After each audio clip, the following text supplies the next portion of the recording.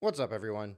So, most of you that have been following this channel along know that before I make a claim such as the one that I'm basing this video off of, I'll start it off with a bunch of caveats. Usually I'll be like, theoretically speaking, or this is my opinion, or this is based off of history, etc., etc. In the case of this video, I think it's a little bit more obvious.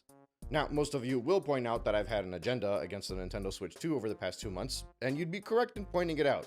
I am in complete boycott against the Nintendo Switch 2, and I believe that Nintendo deserves a pushback. However, up until this point, anytime that I've seen the Nintendo Switch 2, anytime that I've gotten to play it at a game night at a friend's house, for example, I haven't come back and said this is a bad piece of equipment. All I've ever said was that I don't think it's worth the price, and that's what I've been saying from the beginning. Now, recently, I mentioned to a few of you a few weeks ago that I would be getting a Nintendo Switch 2 around Father's Day. So that was actually the plan. What ended up happening, though, was somebody in my family figured that out and was like, yo, he's doing a boycott, don't get it for him. And as such, they decided to get me an OLED. Now, the OLED would still be giving money to Nintendo, but it's a gift at the end of the day, and they bought it off of woot.com, which I'm pretty sure is just like a clearance website. And it's technically the international model, which I don't know if that makes a difference or not. It doesn't feel any different, but I think there's something with the warranties. I don't know. I fix stuff myself anyways. But all of that is besides the point. Over the course of the past couple of weeks, there have been more and more reviews about the Nintendo Switch 2, basically saying more or less the same thing. The biggest thing that many people have said was that it is a device that is nice and it's a good upgrade on the Nintendo Switch, but it may not be worth upgrading yet, maybe when more games are out. Another thing that a lot of people have mentioned was that they sorely missed the OLED screen on their original Switch, or rather their Switch OLED. Now, I myself am not the type of person to buy a mid-gen upgrade. So when the OLED came out, I was still fine with my 2017 Switch. I've been like that with pretty much every console. I think the only time I've ever bought a later upgrade of a console is after that generation is done. So for example, I got the later Xbox 360 when they moved on to the Xbox One. I got the later 3DSs after they stopped making those, otherwise I had my launch 3DS and my launch Wii U and all that other stuff. Most of my Nintendo consoles are the day one consoles, or at least year one. So when the OLED was announced for $350, I didn't think that the price was unreasonable because it was $50 more than the main console. Ideally speaking, the main console would have dropped $50 by the time this came out, but that's a discussion for a different time. But realistically speaking, I didn't really have interest in getting the Switch OLED because I was completely content with my original Switch. But since I'm getting this as a gift, and since there's a lot of discussion about the display of the Nintendo Switch 2, I'm actually really happy that this fell into my lap at the time that it did. Alright, let's pause real quick because you guys are not going to believe this. I actually have this channel's first sponsorship. This is the Joy-Con grip from Fast Nail. Now, it's pretty straightforward. You put your Joy-Con in there and all of a sudden now you're holding a controller that feels a little bit more respectable than just holding the Joy-Con sideways. Now, the reason I specifically accepted this one, their grip also supports the Joy-Con 1. You grab this adapter and you slide it through the top of the Joy-Con, and then it allows it to sit right in here. So when Fastnail reached out to me, I was like, yeah, this is a no-brainer. This is a product for the Switch 1. I got no issues with the Switch 1. I like Fastnail because their quality is good. Here's some proof that I like their stuff is that I've had these and the same actually grip on there too since 2018 or 2019, and I bought it from the same seller. I can't recommend this enough. But anyway, back to our video. Now, when I went to play the Nintendo Switch 2, which I've now played, I think twice, because it's usually on the weekends we have game nights. The first time that I played it, I remember holding it handheld, and I didn't think it was bad per se, but I felt very underwhelmed. Like, I just was holding it thinking to myself, this is clearly not worth the price of admission. Like, the build of it feels a little bit sturdier than the original Switch, and keep in mind I'm coming from the 2017 model, which has a ton of wear and tear on it. So when I was holding the Switch 2, I felt like I was holding something premium, but when I was playing Mario Kart World, it didn't really look like it was a premium game. My friend got the upgrade pack for Breath of the Wild. It looked a little nicer, but it didn't feel like it knocked my socks off by any means. What ended up happening, however, is once we plugged it into the TV, and I started seeing this stuff in 4K, then I started being like, oh, okay, I kind of get it. The handheld was 1080p, that wasn't really blowing me away, but once I put it on the TV, then it started to make sense to me. Basically, in my mind, the Switch 2 made for a good console in the actual dock because it was in 4K, and 1080p just looked like the Nintendo Switch. And I kind of just accepted that. That was just what felt like it was the reality. But now you have all of these people that are making reviews of this console and talking about how poor the display is. And they're discussing about how it's actually even worse than the model from the 2017 version of the Switch. Now, I can't really take the Nintendo Switch 2 and put it next to my 2017 Switch for this video because I don't have a Nintendo Switch 2. I put them side to side when I played with them in person, and at that time I felt like it was not really that big of an upgrade. But what I can do is I can put my 2017 Switch next to the Switch OLED. Alright, so here are both consoles with the screen brightness turned up all the way, auto brightness turned off, and I think it's very clear to the eye how much better the OLED looks from the original 2017 model. Like, I think it's not even a comparison. When I first picked it up, just looking at the home menu, I felt like the Switch OLED was a drastic improvement. Now, keep in mind, I'm not really a tech dude by any means. I don't really pay attention to this stuff. I've been using a 2017 Nintendo Switch this entire time and thinking that I didn't need to upgrade. That should give you an idea of how I am with this stuff.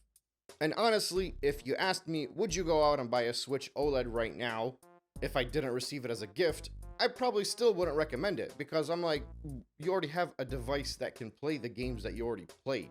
You're better off getting something that's going to have more new games. So in the case of the Switch 2, for example, you're better off getting that, but not now. Wait a bit when there's more games available, and hopefully Nintendo stops nickel and diming people. But despite that, once I saw the screen of the OLED, all of these criticisms over the past couple of weeks started to make a whole lot of sense to me. I finally started to understand just why so many OLED owners were upset that they said that this was not going to have an OLED screen.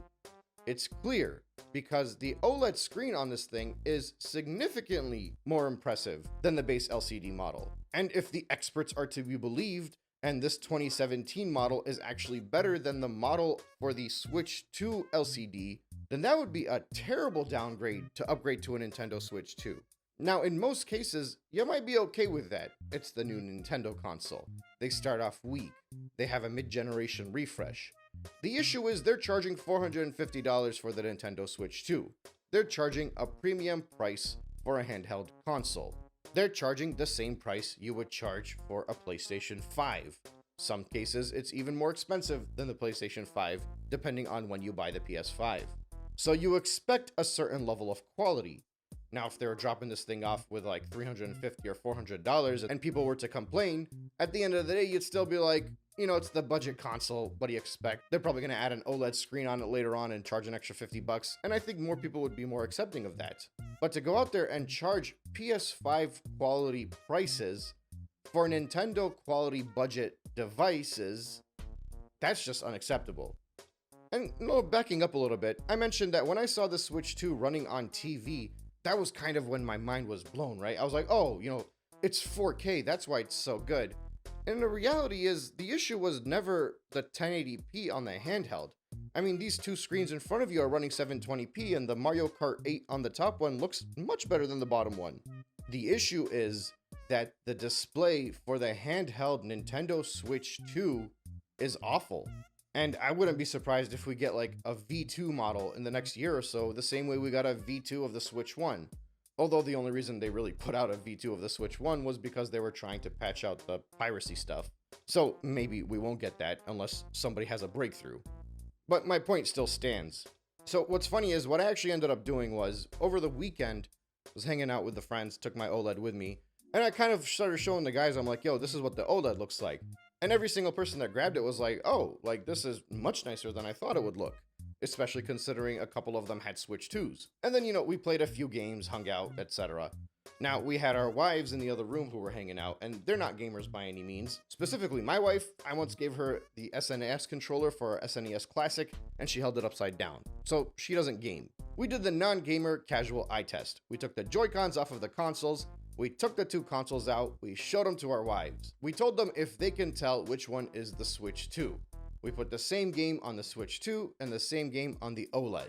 And of all of these casual, non-gamers' eyes, when they looked at the consoles, unanimously they agreed that the OLED was clearly the superior Switch 2.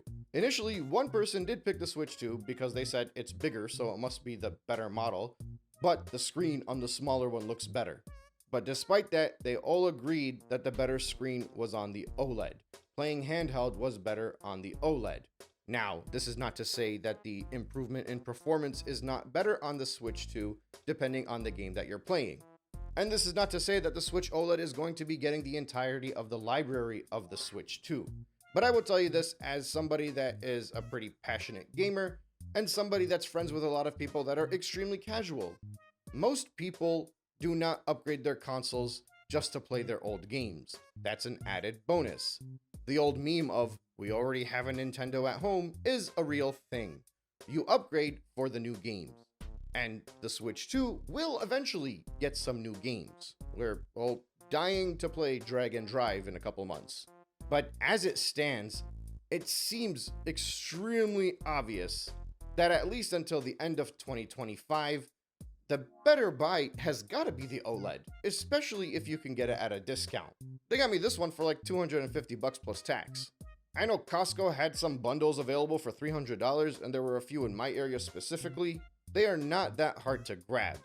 I almost think if you're somebody who's looking for a refresh to play your Switch 1 games, unless that game is Tears of the Kingdom, you're almost better off just grabbing an OLED and then waiting a couple years when there are more games available for the Switch 2, and then potentially they've put in a better LCD screen for the Switch 2, and who knows, maybe they even dropped the price because after they sold out their 3.5 million, they might only have 5 million from now until the end of the year. You never know what's gonna happen. All I'm saying is that as somebody that absolutely loves his Nintendo Switch 1, has a ton of Nintendo Switch 1 games, I am ecstatic to revisit a lot of those games with superior hardware that is the best looking Nintendo handheld hardware on the market in 2025 when it comes to how something is displayed on that handheld. And I am very excited to revisit these games, and I am very excited that it was done without overpaying for crappy quality with premium prices for the Nintendo Switch 2.